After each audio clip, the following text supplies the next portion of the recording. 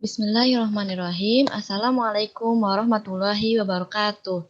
Salam sejahtera untuk kita semua. Semoga dalam lindungan Allah Subhanahu wa taala dan sehat selalu.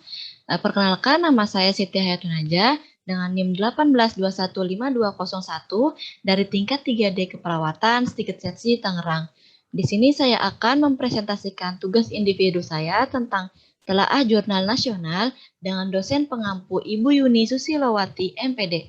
Baik, langsung saja untuk mempersingkat waktu pada pembahasan selanjutnya, yaitu judul jurnal tentang pengaruh perawatan metode kanguru terhadap perubahan berat badan bayi lahir rendah.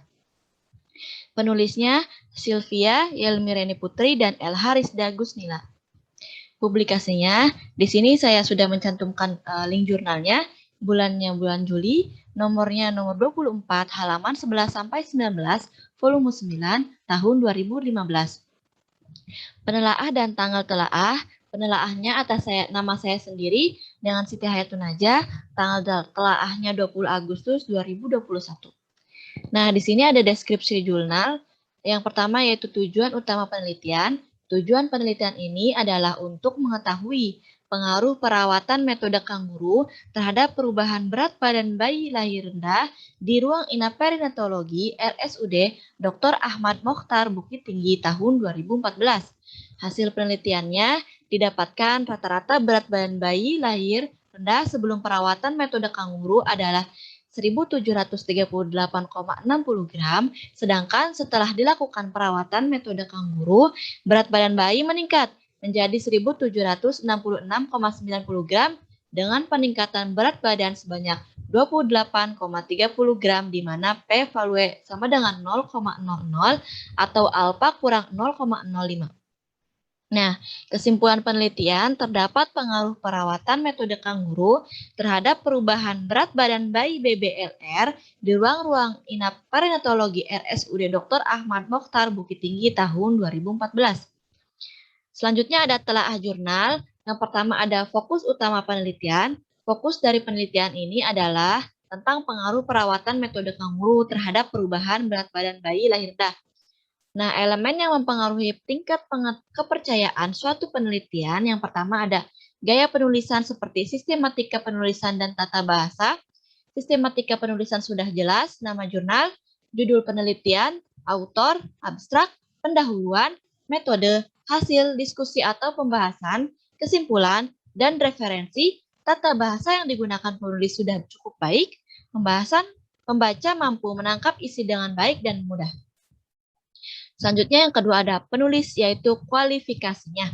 Kualifikasinya, penulis sudah sesuai dengan kompetensinya yang dibuktikan dengan alamat masing-masing penulis, yaitu dari Sekolah Tinggi Ilmu Kesehatan Fort de Kock.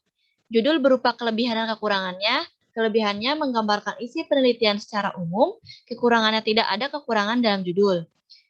Terus yang keempat yaitu abstrak berupa kelebihan dan kekurangannya. Kelebihannya, poin penting dalam penelitian sudah dijabarkan dengan lengkap pada abstrak.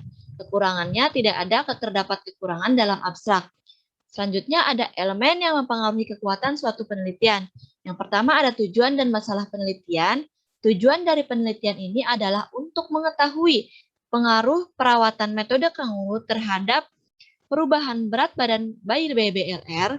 Masalah dari penelitian ini adalah bayi dengan berat badan lahir rendah mengalami hipotermi oleh karena lemak subkutan sangat tipis sehingga mudah dipengaruhi oleh suhu lingkungan dan pada umumnya bayi dengan berat badan lahir rendah harus dirawat dalam inkubator. Nah, yang kedua ada sistematika penulisan atau konsistensi logis. Penulisan jurnal ini telah memenuhi kriteria logis dan konsisten. Sistematika penulis runtut dan padu. Yang ketiga ada pertanyaan penelitian dan hipotesis. Pertanyaan penelitian tidak dituliskan dalam jurnal penelitian ini, hipotesisnya tersirat. Apakah ada pengaruh tentang perawatan metode kanguru terhadap perubahan berat badan bayi lahir rendah? Sasarannya, penelitian ini adalah bayi baru lahir dengan BBLR di ruang inap perinatologi RSUD Dr. Ahmad Mokhtar Bukit Tinggi dengan sampel 10 orang. Nah, pertimbangan etikalnya penulis tidak mencantumkan pertimbangan etikal. Definisi operasionalnya penulis tidak mencantumkan definisi operasional. Nah, metodenya Yang pertama ada desain penelitian. Penelitian ini menggunakan desain kuasi eksperimental dengan rancangan one group pretest post-test design. Nah, populasi dan sampelnya sudah jelas, kriteria inklusi, pemilihan sampelnya, jumlah populasi dan sampel sudah jelas, pengambilan sampel menggunakan teknik purposive sampling dengan sampel 10 orang. Nah, dengan cara pemilihan teknik pengambilan dan penentuan besaran sampel, bayi dengan berat badan bayi lahir kurang dari 2.500 gram sedang diseleksi dengan sebagai sampel berdasarkan berat badannya. Dengan jenis penelitiannya adalah kuasi eksperimental dengan metode pendekatan one group pretest post-test, teknik pengambilan sampelnya dengan menggunakan teknik purposive sampling.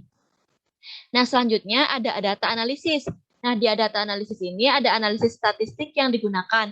Uji paritas yang telah dilakukan terdapat nilai P adalah 0,000.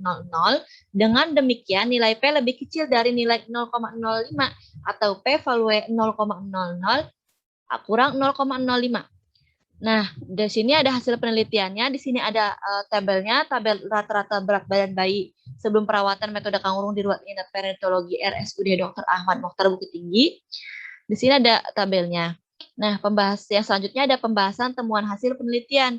Kelebihannya ini, penelitian telah jelas membahas masing-masing variabel terikat yang diteliti. Kekurangannya, pembahasan sudah jelas dan tidak ada kekurangan.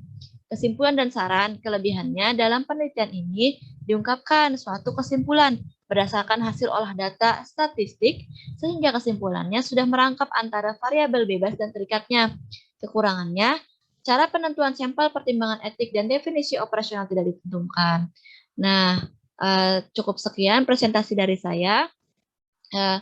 Kurang lebihnya mohon maaf. Stay safe and healthy.